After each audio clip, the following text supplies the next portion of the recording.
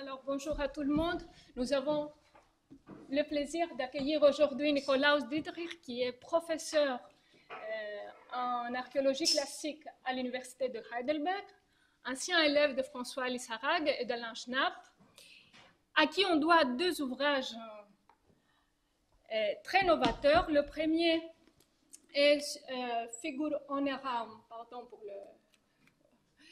Et où Nicolas suggère que les éléments naturels comme les rochers, les arbres, la mer ne désignent pas un espace naturel, ne désignent pas un paysage, mais opèrent en tant que prolongement du corps humain, divin ou hybride. Autrement dit, il affirme que le corps humain existe au-delà de ses limites physiques, au moins en image. Et il a prolongé ses réflexions dans un autre ouvrage également très important, L'attribut comme problème. Je traduis bien, oui. Il est en train d'être traduit en anglais. Ça, c'est très bien. Donc, du coup, ça, c'est très bien, oui. Alors, il a la même thèse à propos des attributs, hein, qu'il affirme qu'on ne peut pas priver le corps de ses attributs sans que celui-ci ne perde son identité, ses qualités et son intégrité. Alors, pour faire simple, qu'est-ce serait par exemple le disco-ball sans le disque? Voilà, pour faire court. Mais aujourd'hui, il va nous parler d'un objet particulier. Il va nous parler des objets, de leurs fonctions et de leurs matériaux. Et c'est sans doute aussi le sujet de son tout dernier... C'est en lien avec ça? Alors, ça c'est un livre, je l'ai juste amené pour la bibliothèque ici. C'est un livre sur la matérialité de l'écriture. Matérialité de l'écriture. Donc, il y a Derrida dans les notes en bas de page. Donc voilà. Bon, on te remercie pour être là. Et tu vas parler de nouveau lors du colloque consacré à François Lissarag. Donc je te passe la parole et je fais circuler les livres.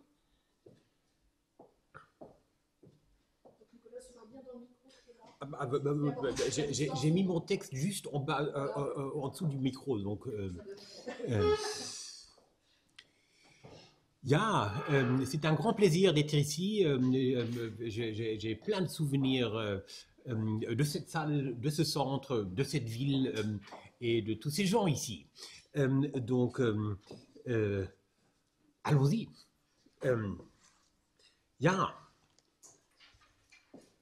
L'objet qui me guidera dans mon questionnement n'a rien de spectaculaire. Il s'agit d'un pot en terre cuite d'époque subgéométrique du 7e siècle avant Jésus-Christ. Il a été acheté pour la collection d'études de Heidelberg en 1961 sur le marché antiquaire de Bâle. Sa provenance et son contexte archéologique ne sont pas connus. Or, l'objet lui-même nous permet de se faire une idée générale de son mode de production, du moins. Le pot a été fait sur le tour de potier et peint selon une technique de production déjà bien établie dans l'industrie céramique grecque du 7e siècle. Cependant, avant la cuisson, ce pot a été perforé pour donner deux rangées horizontales. Petit problème ici, mais ça va. Continue. Je te trompe. Je fais comme si j'étais pas là. Excuse-moi. Il y a toujours un du problème. coup, j'ai perdu ma Je suis absolument la ligne. navrée. On va refaire le partage d'écran sur le bon. Voilà. Ça marche, non? Excuse-moi. Il n'y a kein Problem. Donc, avant la cuisson, ce pot a été perforé de trous triangulaires et rectangulaires pour donner deux rangées horizontales. Chose plutôt atypique pour un pot céramique. En effet, un pot perforé a perdu la principale affordance, je ne sais pas si ce mot s'utilise aussi en français, donc attention, néologisme. Il a perdu l'affordance principale de la plupart des récipients céramiques, notamment de pouvoir contenir des liquides. L'idée derrière le perforage des parois de ce pot était vraisemblablement d'imiter l'apparence de l'osier d'un panier à laine, en grec un kalatos. L'imitation en argile de la forme et de la texture d'un panier à laine a fait de ce pot un objet bon à rien. Il ne fonctionne ni comme récipient imperméable, ni comme panier incassable. Bien sûr, il y a une solution facile à l'énigme posée par cet objet inutilisable. Une paire de trous percés dans le fond du pot nous indique que l'objet n'était pas conçu pour un usage pratique, mais par contre, pourquoi est-ce que ça... il faut ça bouge pas.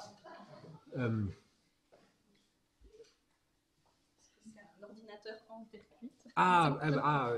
C'est juste pas réactif aux doigts. Ça ne lit que les doigts français, peut-être.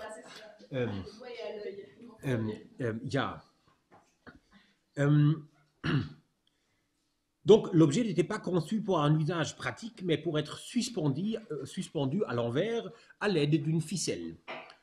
Suspendre un vrai panier à laine constitue une manière de ranger l'objet lorsqu'il n'est pas en usage. C'est ainsi qu'un kalatos apparaît à côté d'autres objets suspendus sur un pinax de l'ocre du début du 5e siècle. On y voit une femme en train de remettre un textile plié dans un coffre et ainsi prendre soin du ménage bien ordonné.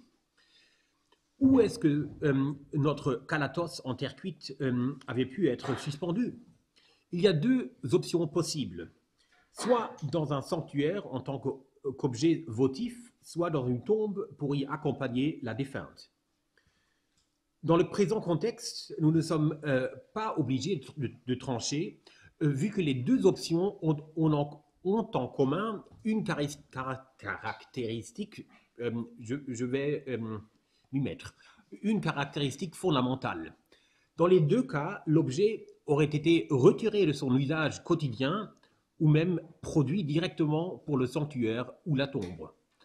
L'objet n'était donc pas voué à fonctionner en tant que panier à laine, mais à signifier un panier à laine, ce qui constitue, pourrait-on dire, une fonction elle aussi, mais plus symbolique que pratique. Or, ceci n'est pas encore une explication satisfaisante de la nature de cet objet, puisque le désigner comme un panier à laine symbolique dit tout, donc rien. Un but principal de ce que je vais vous présenter sera justement de surmonter la dichotomie entre l'objet fonctionnel et l'objet symbolique. Dichotomie que l'on rencontre souvent en archéologie et en histoire de l'art quand il s'agit d'objets qui lancent un défi à l'idée que nous, modernes, nous faisons d'un objet utile. Laissez-moi donc commencer par ajouter quelques commentaires sur la manière précise par laquelle cet objet inutilisable imite son modèle et sur ce qui qualifie un kalatos à devenir l'objet d'une telle imitation. Genau. Étant donné leurs matériaux organiques, aucun vrai kalatos en osier ne s'est conservé de la Grèce antique. Aussi, les premières images de kalatoi datent d'époques ultérieures. Sur un lécite du peintre Damasis à New York, autour de 540, par exemple, figurent des kalatoi globalement comparables par leur forme conique s'ouvrant vers le haut. Mais même sans comparaison directe, il est clair que le potier qui a produit cette version céramique d'un kalatos n'a pas fait d'efforts démesurés pour reproduire l'aspect visuel d'un panier à laine en osier et imiter sa matérialité.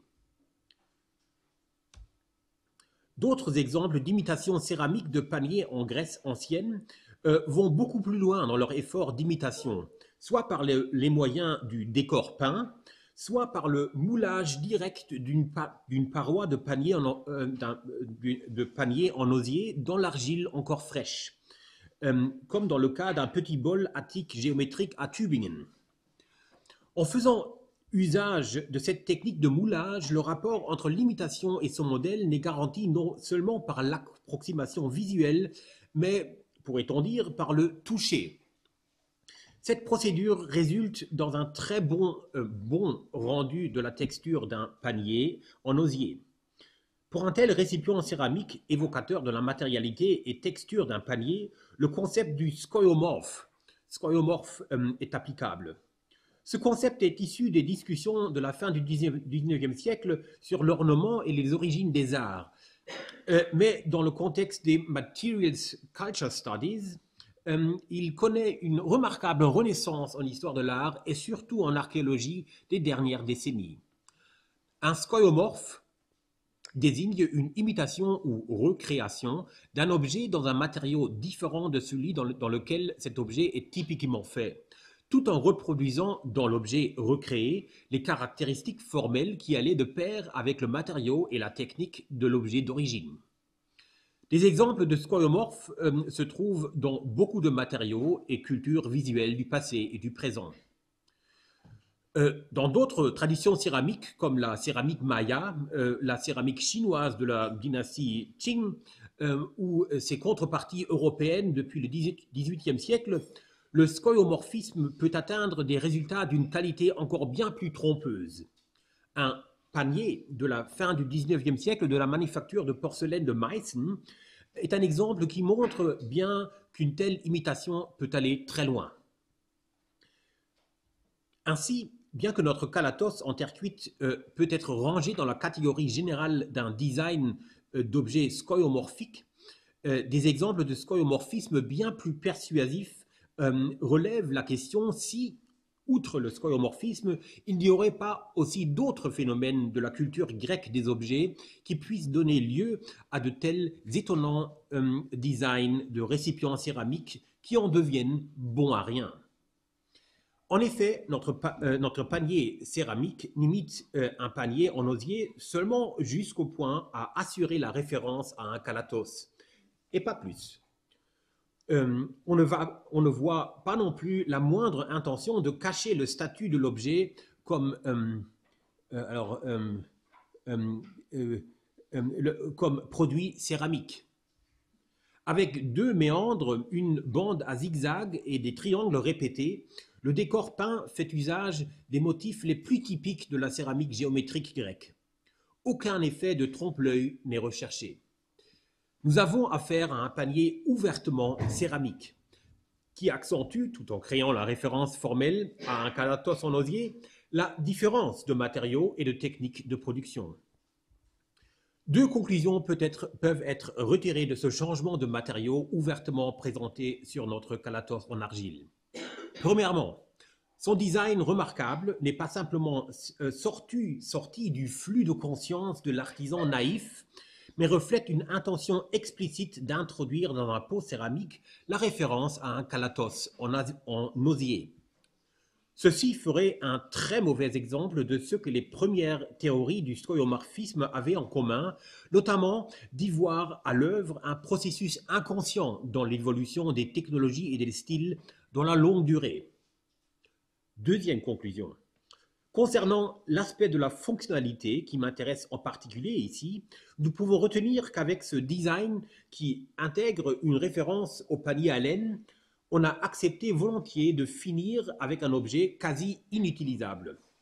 En effet, les propriétés matérielles de terre cuite qui n'a pas l'élasticité de l'osier sont inadéquates pour un récipient dont les parois sont perforées de manière à rendre l'objet fragile. Bien sûr, ce panier en porcelaine est fragile lui aussi, même encore beaucoup plus.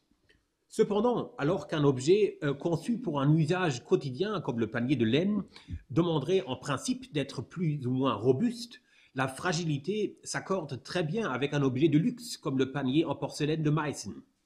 Une fragilité qui va de pair avec un maniement attentif et plus globalement avec des bonnes manières.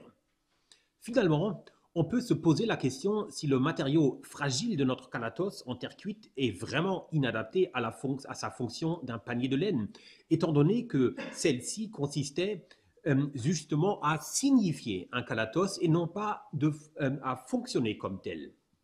Ceci m'amène à ma seconde question relevée ci-dessous. Donc, qu'est-ce qui rend le kalatos un objet bon à référencier? Clairement, c'est l'activité liée au kalatos qui fait de ce récipient un candidat à la fois pour sa recréation en 3 dimensions et pour sa représentation en images. Comme les très nombreuses images de femmes au travail de la laine dans la céramique attique le montrent, la production de textiles constitue une activité féminine paradigmatique. Cela vaut pour toute l'Antiquité.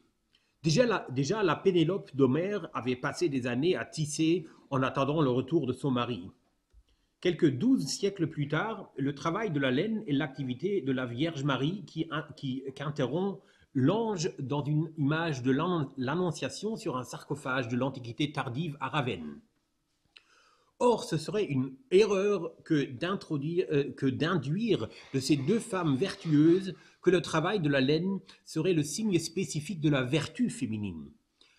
En effet, déjà dans Homère, des femmes d'une moralité plus douteuse sont elles aussi décrites comme fileuses, la déesse mineure Calypso et la sorcière Circé, qui toutes deux vivent seules et autonomes et entretiennent une relation non maritale avec Ulysse. Hélène elle-même, qui suivit Paris vers Troie de son propre gré. Toutes ces figures mythologiques féminines prennent des initiatives, y compris dans les affaires amoureuses. De manière générale, l'activité domestique du tissage et du travail de la laine était tout sauf incompatible avec Eros et le désir. Un des sites à Boston montre une femme qui tire un fil de laine d'un kalatos. En tant que vase à parfum, le lécite, déjà en soi, porte la référence à la beauté et au charme. Dans ce cas, la référence est rendue explicite. Au-dessus de sa tête, une inscription dit l'évidence. Hepais Calais, la fille est belle. Le buveur qui aura vidé cette coupe se retrouvera en face à face rapproché avec une belle femme qui lui apparaît dès que le vin ne la recouvre plus. Donc c'est un peu il y a comme une le mot, je ne me rappelle pas du mot, je vais continuer mon texte ici. Un nombre d'objets complémentent son apparence féminine. Des instruments de soins du beau corps, un luthérion, le lavabo, un vase à parfum et un miroir, et un kalatos en tant que pars pro toto du travail de la laine. Donc le kalatos, on le voit à peine, mais il est là. De telles images nous indiquent clairement en quoi le kalatos est un puissant objet dans l'image.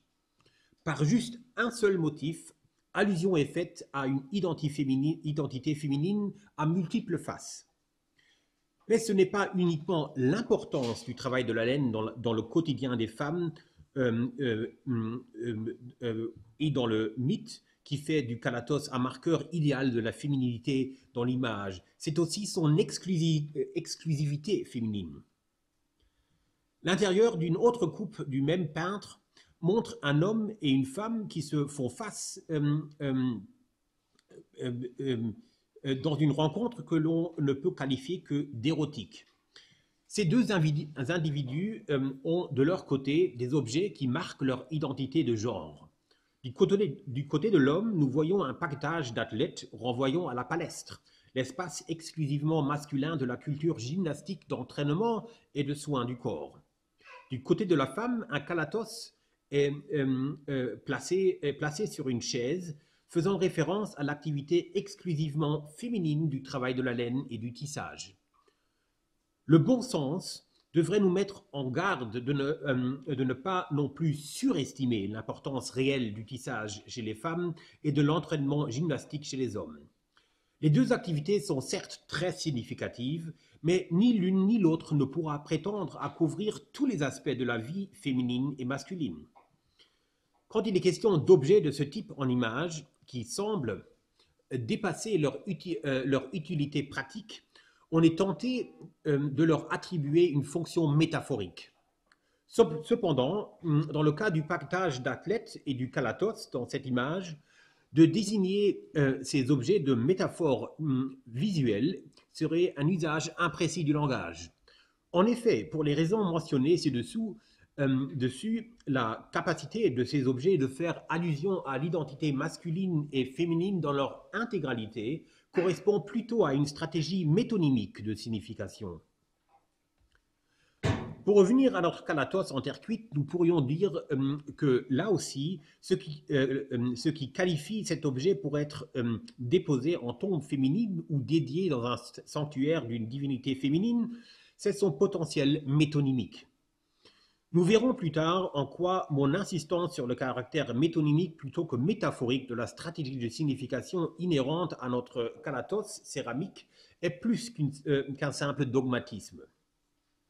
Pour résumer ce qui a été dit jusqu'ici, je voudrais retenir 4 points.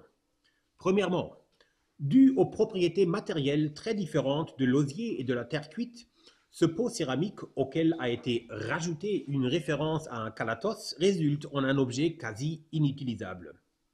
Deuxièmement, conçu pour être suspendu à l'envers dans un sanctuaire ou dans une tombe, l'inutilité de l'objet ne pose pourtant pas problème. La tâche principale de l'objet étant de signifier un calatos plutôt que de fonctionner comme tel. Troisièmement, la référence formelle à un panier de laine en osier n'aspire pas au trompe-l'œil. Aucun effort a été fait pour cacher sa matérialité et sa technique de production différente. Ceci peut être interprété comme une manière de souligner ce changement de nature qu'a subi l'objet par le changement du matériau, notamment son passage du fonctionnement pratique vers la signification. Dans la suite, je voudrais montrer qu'à l'encontre de notre intuition moderne, ces deux manières d'être un calatos ne sont pas radicalement opposées, mais peuvent coexister dans une certaine mesure. Quatrièmement, et finalement, ce qui rend un calatos bon à représenter en 2 ou 3 dimensions, c'est que par la référence faite au travail de la laine, il peut servir de signe de l'identité féminine, mais ceci non pas tellement puisque le travail de la laine recouvrait tous les aspects de la vie des femmes, ce qui n'est pas le cas, mais plutôt puisqu'il s'agit d'une activité féminine à la fois paradigmatique et exclusive. Ceci fait du calatos une transposition plus métonymique que métaphorique de la féminité dans le monde des objets.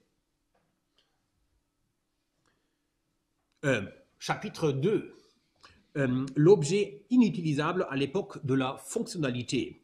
Le catalogue d'objets introuvables de Karelman comme point de référence analytique.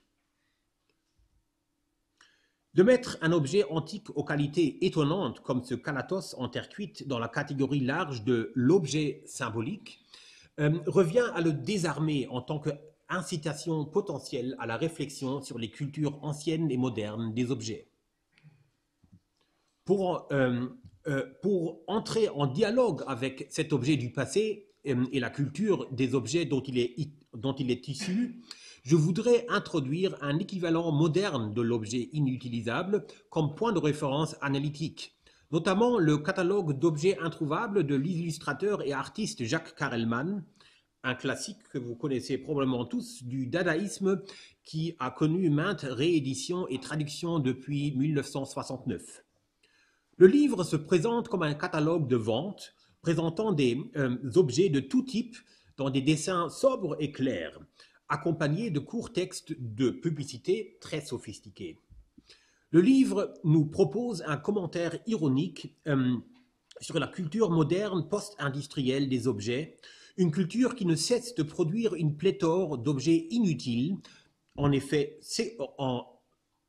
secondaire de son obsession de l'innovation et de la fonctionnalité. En effet, tous les objets présentés dans ce catalogue ont en commun d'être parfaitement inutilisables, comme le précise l'auteur à ses lecteurs. L'inutilité des objets introuvables est aussi ce qui nous procure le tertium comparationis pour notre calatos en terre cuite. Puisque ce livre traite d'objets par le biais d'objets, passons à un exemple concret. Dans la catégorie outillage, nous voyons un certain nombre de marteaux, chacun voué à un usage très particulier et promettant des atouts inédits. Un marteau à tête de liège pour les travaux sous l'eau, un marteau à tête en verre pour les travaux délicats, un marteau tordu pour les clous difficiles d'accès, un polymarteau pour une plus grande efficacité et un marteau littéralement incorporé où l'avant-bras prend la place du manche. Où réside ici l'intérêt analytique pour notre calatos en terre cuite? Pour faire preuve d'inutilité, les objets fantastiques de Karelman font usage de principes de design semblables à ceux que l'on trouve en Grèce. Pardon, das war falsch. Je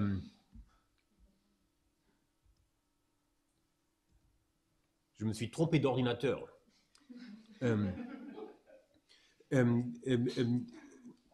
Donc, ces objets fantastiques de Karelman font usage de principes de design semblables à ceux que l'on trouve en Grèce ancienne, mais à des fins totalement différentes et sur l'arrière-fond d'un contexte culturel totalement différent.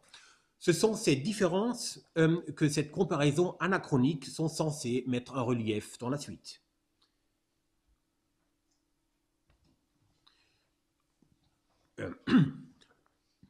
Le marteau à tête de verre, par exemple, transpose une forme fonctionnelle bien connue et reconnaissable en un autre matériau, tout comme dans le cas de notre calatos en terre cuite.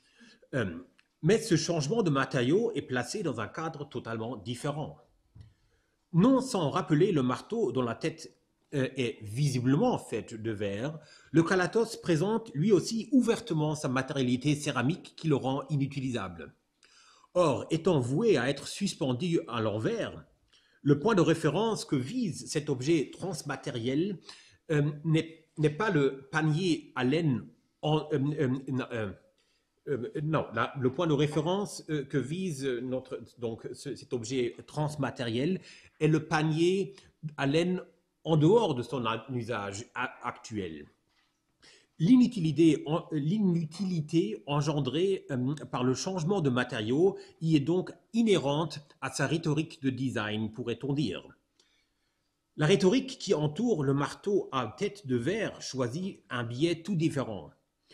Par l'analogie du verre fragile et des travaux délicats, la fragilité du verre, caractéristique qui évidemment rend ce matériau inadapté pour une tête de marteau, est présentée ici comme particulièrement fonctionnel, mais fonctionnel juste pour un usage très spécifique. Entre le calatos céramique et le marteau à tête de verre, la même procédure qui consiste à changer le matériau tout en conservant la forme est présentée dans le premier cas comme non-fonctionnalité ostentatoire et dans le second cas comme hyperfonctionnalité allant de pair avec une hyperspécificité. L'hyperspécificité est un leitmotiv des objets introuvables. Un fusil à kangourou est un exemple quelconque. Le texte adjoint explique son fonctionnement de la manière suivante. La forme très étudiée du canon de ce fusil imprime à la balle une trajectoire sinusoïdale qui suit l'animal dans ses bonds. Une bicyclette conçue pour rouler sur la neige est un autre exemple non moins absurde. Mais l'hyperspécificité est une caractéristique de la culture moderne des objets aussi dans la réalité réelle, comme l'aurait dit François Lissérag. Comme on peut l'observer dans le roi Merlin ou un magasin de ce type, avec son compartiment d'outillage étalé sur des centaines de mètres carrés. Bien que la bicyclette à neige ne fasse qu'une fausse promesse de fonctionnalité, le désir moderne d'objets extrêmement fonctionnels amène naturellement l'hyperspécificité.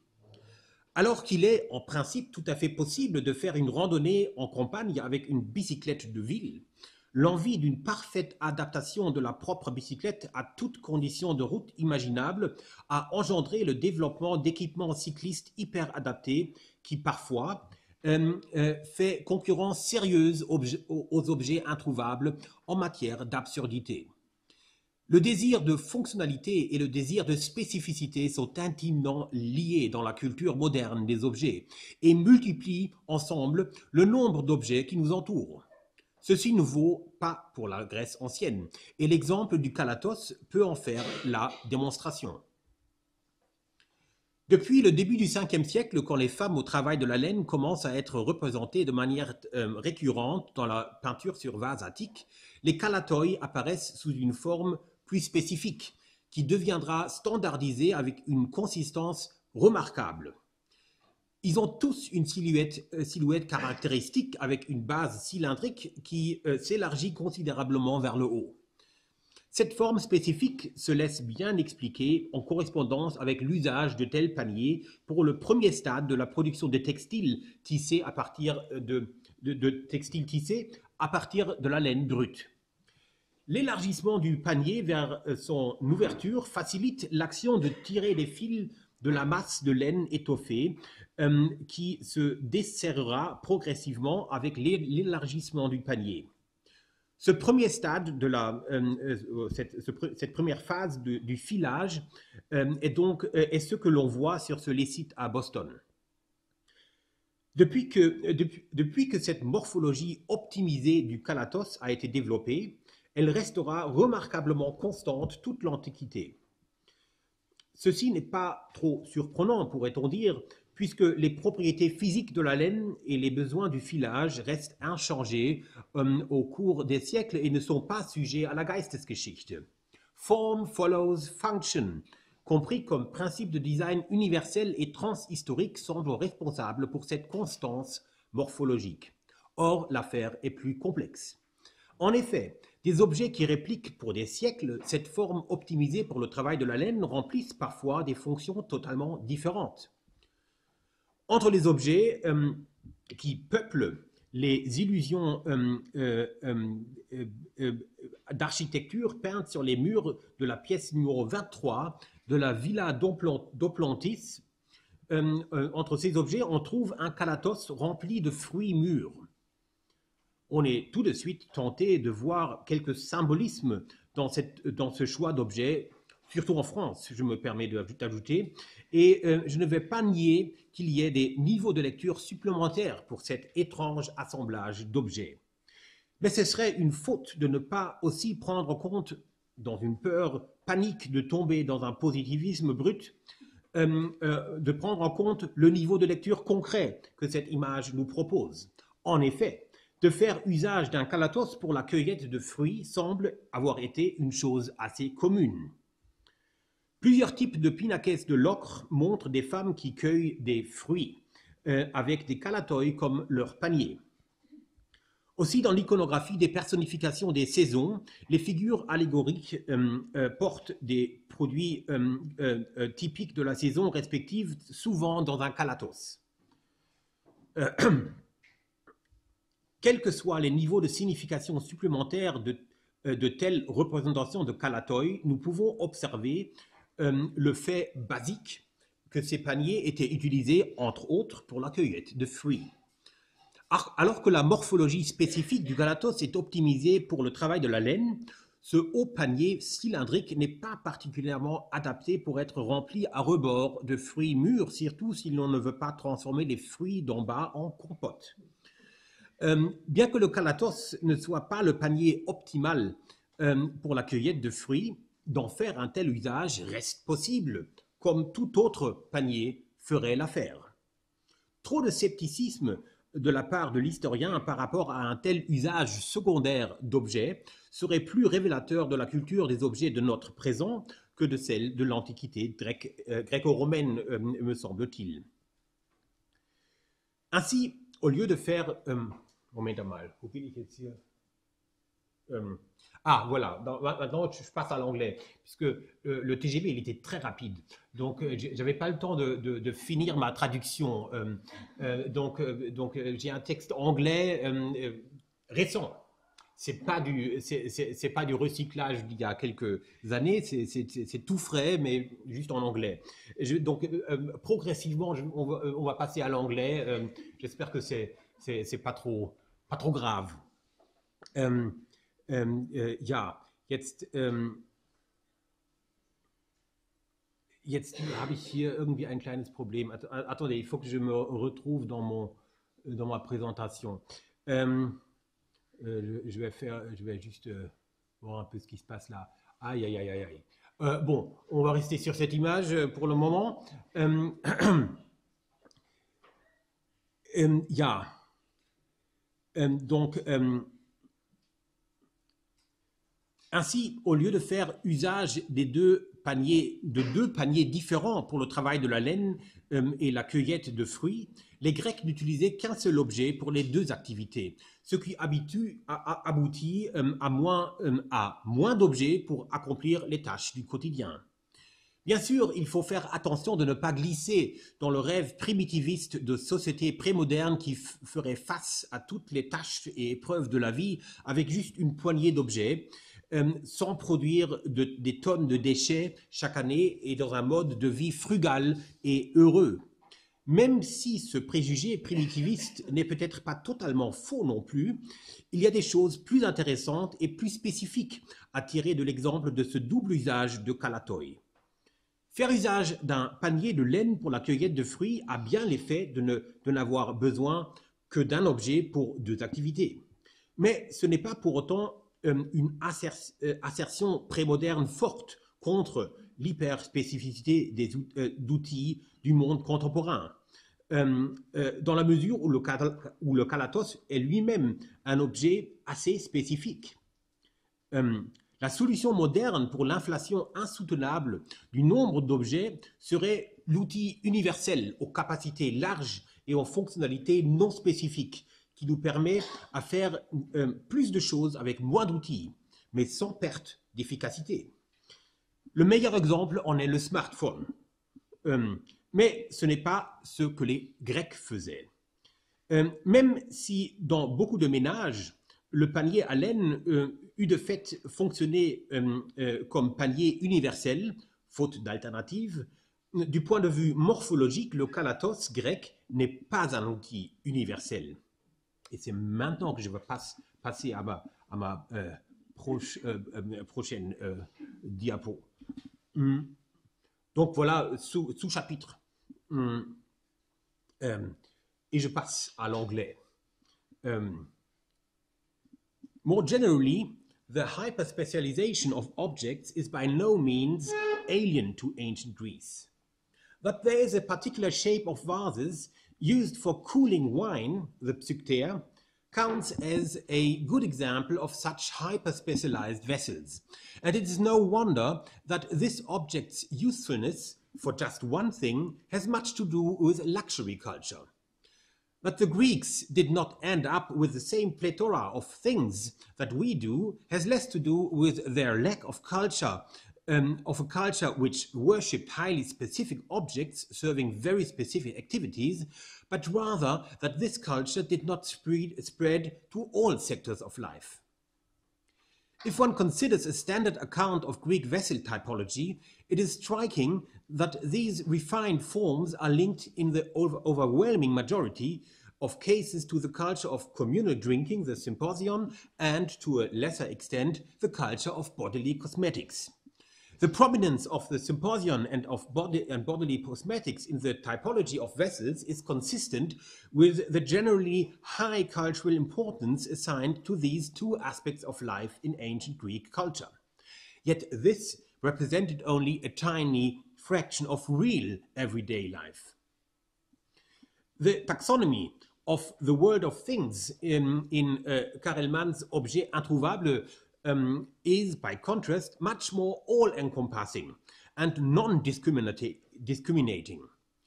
The objects are ordered according to the categories le travail, la maison, les loisirs, l'homme, la femme, l'enfant et l'animal, and divers. Each one of these categories being divided into several subcategories and reaching every imaginable aspect of modern life. Otium and negotium, the office and the house, all genders and ages, even dogs and cats are included. One recurrent joke in this catalogue is the equal attention given to socially recognized activities and needs, on the one hand, and rather embarrassing, socially deviant or ridiculous aspects of life, of human desires and existence. On the other hand, the latter even being treated with special care and love.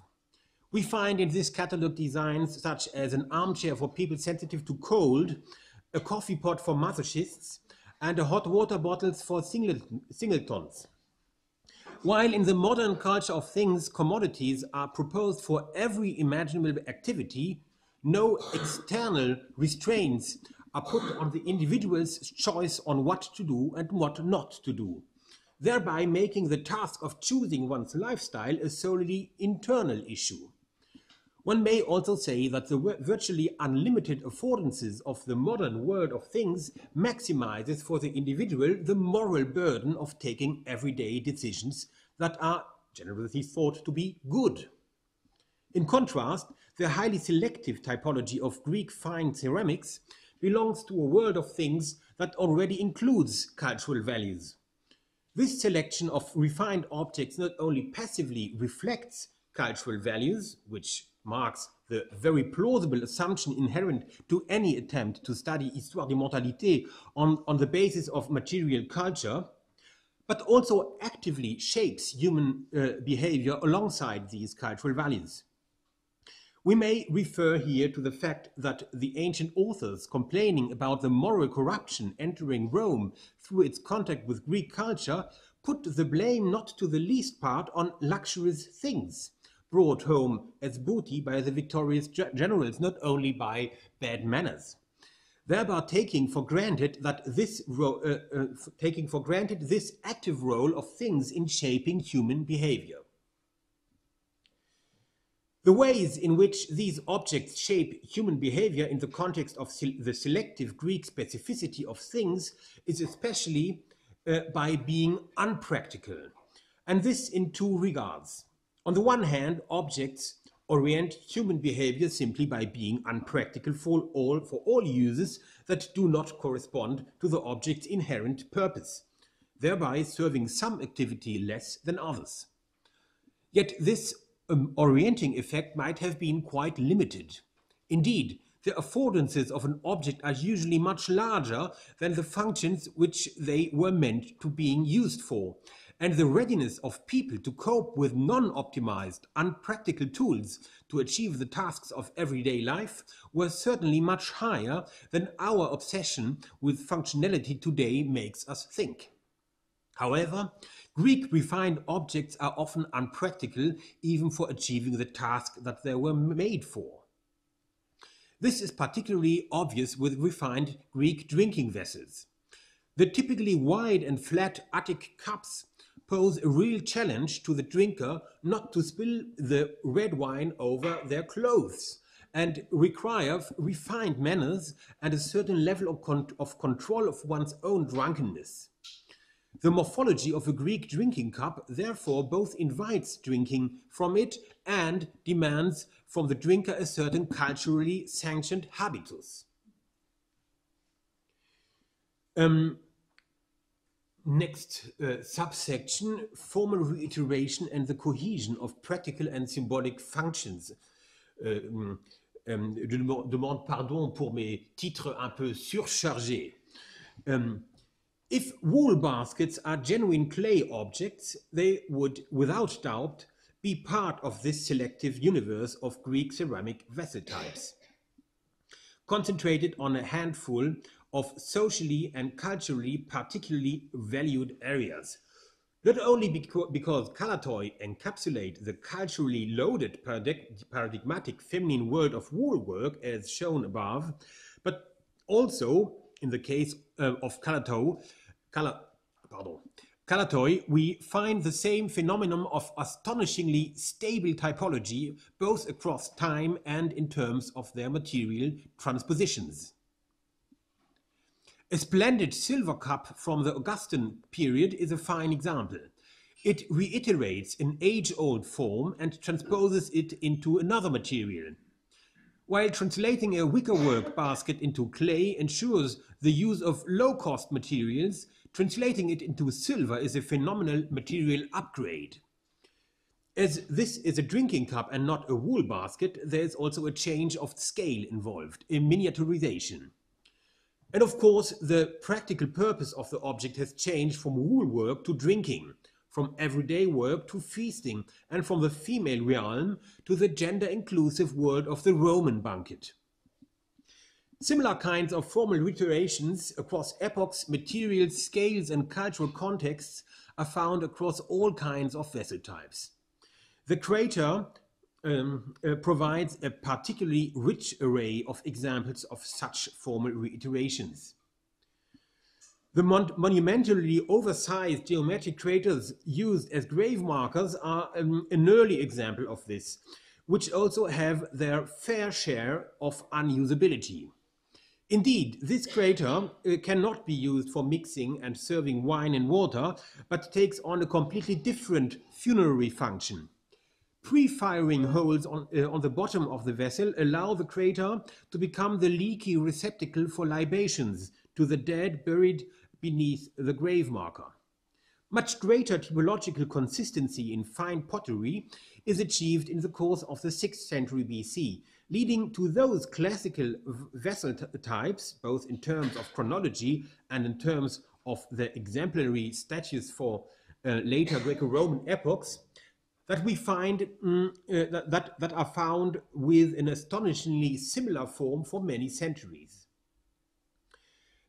A late classical Apulian crater around 330 in Munich, which, like all lavish Apulian craters, was most likely produced for a funerary use, and a late Hellenistic marble crater around 50 in the Louvre are two instances that share many morphological characteristics.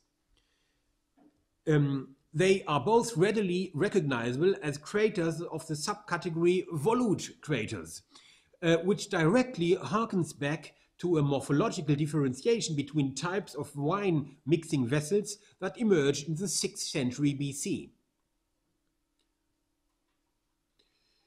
That is reflected in modern archaeological Greek vessel typologies, such as the one reproduced here. Other of the many late Hellenistic and Imperial Age marble craters rather reiterate the type of the so-called Calix crater, such as the famous Borghese crater in the Louvre, thereby retaining a refined play of formal differentiation that dates back some 600 years, even though the large crater for mixing wine and water had lost much of its former importance as the key drinking vessel of an archaic and classical Greek symposium.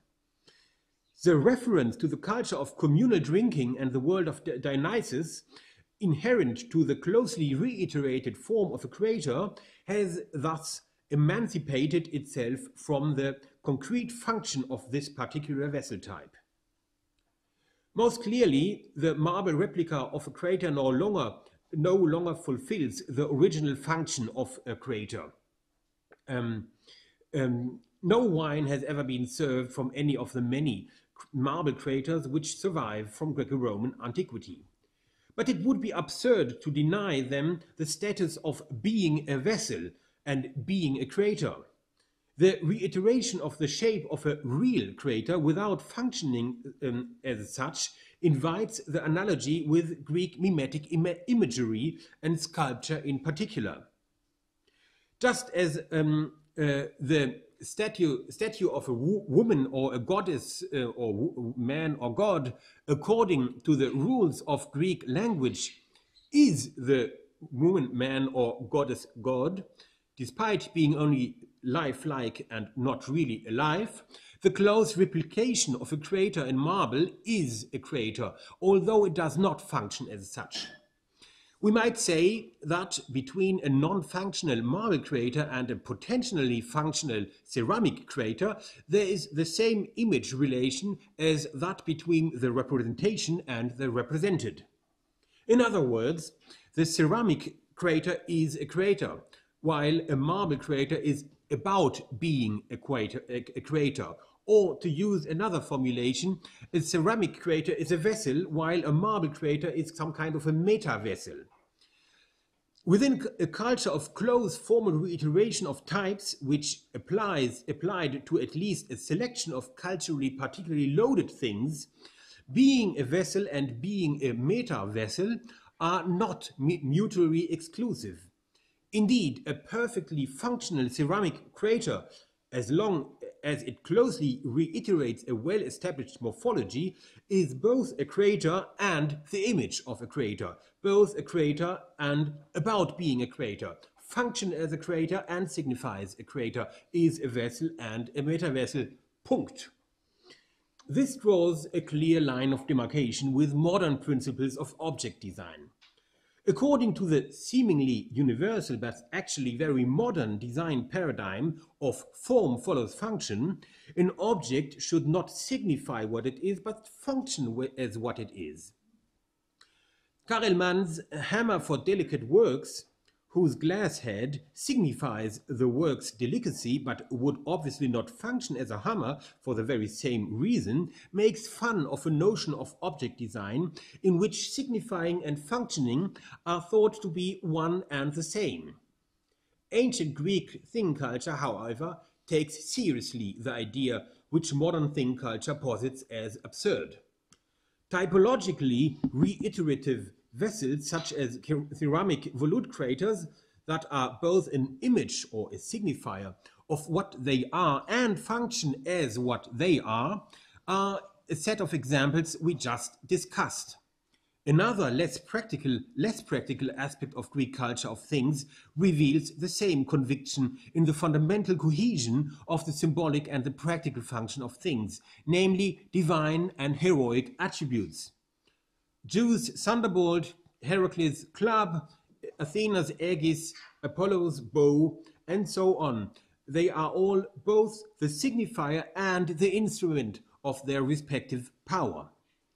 This principle is clear in Greek art, but it may also be found in literary accounts of divine and heroic deeds. Note, for example, how often in Ovid's Metamorphoses, gods are described doing things with their attributes, and this is not to the likes of Lessing. He thinks it's bad style. The cohesion of the symbolic and the practical functionality of things does not apply to all objects fabricated and used in Greek antiquity to the same extent. In its fullest form, it is confined to the selection of those particularly meaningful things in which typological conservatism and formal reiteration may be observed. Interestingly, there is a large overlap between this selection of things and those relatively few objects that are regularly depicted in Attic vase painting, which is otherwise largely dominated by the human figure and devoid of spatial setting or landscape. The kalatos, which is a frequent motif in Attic vase painting, would be an example. Particularly significant is the even smaller selection of objects that appear on Attic vases not only as meaningful additions to the human figures, but sometimes also as isolated motifs, objects that are themselves already meaningful enough to gain aesthetic autonomy. It is no wonder that this is most commonly observed with drinking vessels, those ceramic vessels for which there is by far the most elaborate and differentiated typology. Note the row of different types of drinking vessels depicted here in a kind of predella frieze, not directly related to the main picture, as if it was an archaeological typology.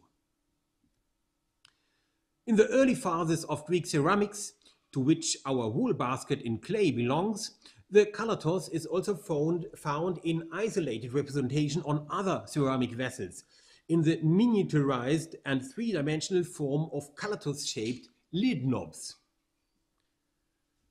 Much later, we find the isolated sculptural representation of a kalatos as a grave marker of a woman, and I will skip the Vitruvius story about kalatoi and capitals. Most objects and activities of everyday life, especially among the lower strata of society, must have escaped this beautiful world of aesthetic cum functional things that signify and at the same time serve the important and valued aspects of existence. For all the other activities, we may infer for Greek antiquity a significantly higher readiness to cope with non-optimized tools and practical things. When a calatos is used for something else than wool work, such as fruit harvest, the cohesion of the object as signifier and as practical tool may already have been lost. But such off-purpose use of valued objects, or indeed already their merely visible presence in the room, still fulfills a certain function, namely to reassess through the silent voice of the object and its meaningful design the particularly loaded aspects of life while being occupied with something else. So you let the object make the prayer. How the limited number of highly valued objects bound up with correspondingly refined and constantly reiterated morphologies increases the expressive power of things shall be touched upon in the final section of this paper, which is a short one. Here again, the creator provides a good example. The many Hellenistic and Imperial Age marble craters are a typical example of conserving form, but where a changed material entails unusability. But the change of material towards marble has another consequence too, namely unmovability. As a marble crater cannot easily be carried around and put away, its transmateriality necessarily turns it into a permanent piece of decoration. This detaches the crater from the ephemeral and performative context of an actual feast and turns it into a monumentalized reminder of feasts, those that already took place and those to come. Although itself a vessel beyond practical usability, its main asset as a decorative furnishing of rich private houses still lays in its metonymic link to the practice of wine drinking and feasting. A very similar metonymic way of referencing the practice of wine drinking and feasting is evident many centuries earlier in the use of monumentalized craters as grave markers. Achieving this reference to the highly valued symposion through a monumentalized crater was seemingly preferred to developing a specific shape for that, all but marginal, purpose of a grave marker. Remarkably, a distinctive vessel type for an urn also never appeared in Greek antiquity. Instead, other vessels were reused to function as urns for the ashes of deceased. One of the most famous early Greek vases, the Eleusis amphora, with its depiction of the blinding of Polyphemus, was found sawn in two halves in its funeral reuse for a child burial. The non-existence at that time of a specialized container for the mortal remains of a deceased, such as a sarcophagus, resulted in this reuse of an amphora, which was originally produced for the symposion and thereby created a metonymic cross-reference to this most valued social context. The choice of precisely this amphora, whose figural decoration centers on blinding, blindness, and death, was obviously a conscious one. We can even go one step further. The obligation to choose an appropriate vessel for its funeral reuse opened up a potential field of expression, which would have been lost with the development of a specialized object for the same purpose. The limitation of typologically fixed vessel shapes thus provides a greater expressive power to the language of things. Creating a cross-reference from one socio-cultural sphere to another through the metonymic potential of the shape of an object could also be a conscious design decision in areas where there is no lack of specialized vessel types. A calathos-shaped crater around 480 BC, painted by the Brygos painter in Munich, gives a particularly attractive example of such deliberate crossings between forms, associated practices, and real uses. This is a perfectly functional crater, but it is disguised in the distinctively female shape of a calathos. This reference, pointing outside the male social context of the symposium to the feminine world of woolwork, obviously interconnects with its painted decoration, where we see the portrait of Sappho, the famous woman poet, coupled with Alcaios, another prominent poet of the island of Lesbos. If a calathos alone as a meaningful object is already a metonymic reference to the well-ordered feminine world, then an overturned calathos is enough to create a powerful metaphor of disruption to this world. Many Locrian reliefs, which portray the general iconography of the abduction of a woman, include calathoi filled with something other than wool, either fruit or flowers. In the peaceful variant of such, that's wrong. In the peaceful variants of such abductions of a woman, the woman carried by a young man into a chariot may hold such a calathos. Such pictures of abductions of a woman, however, often show much less harmonious interactions between the man and the maiden, referring to mythological love stories between gods and mortal women, and may be understood as a general metaphor of marriage and the commencement of a sexually active life for young women. Amidst such turbulent variations found on such images, the calathos too is overturned, and this as alone is already saying everything. Summary. A simple and early Greek ceramic pot whose walls were perforated in order to create a reference to a wickerwork wool basket, calathos, has served in this paper as a starting point to explore the place of unusable and or impractical objects in the ancient Greek culture of things. Its openly ceramic allure, which makes explicit the change of material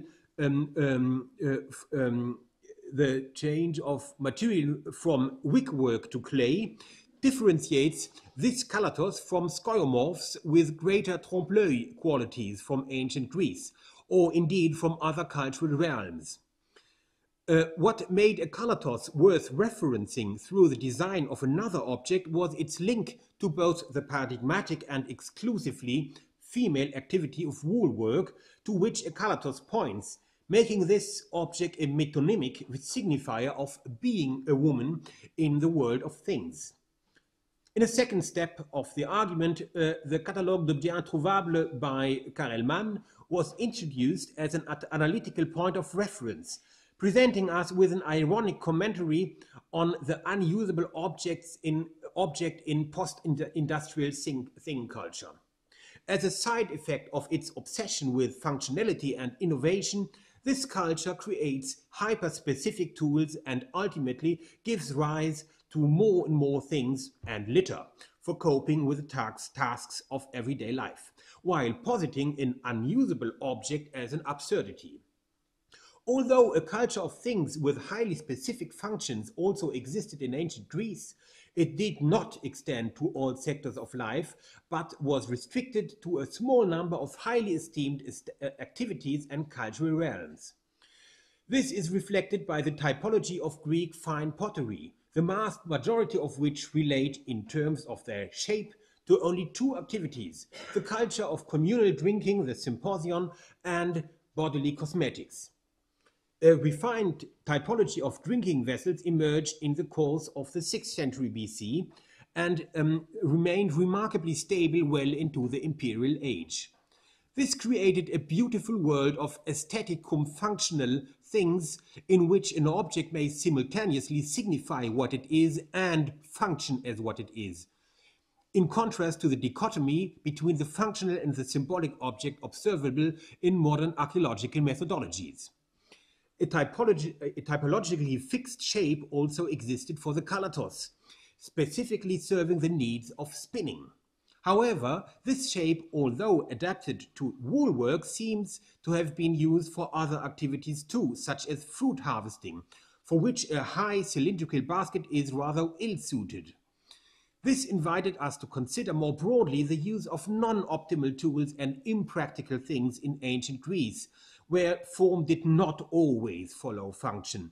Objects did not always serve all human activities and wishes to the same extent, and objects themselves oriented human behavior, not least by being wholly or partially unpractical.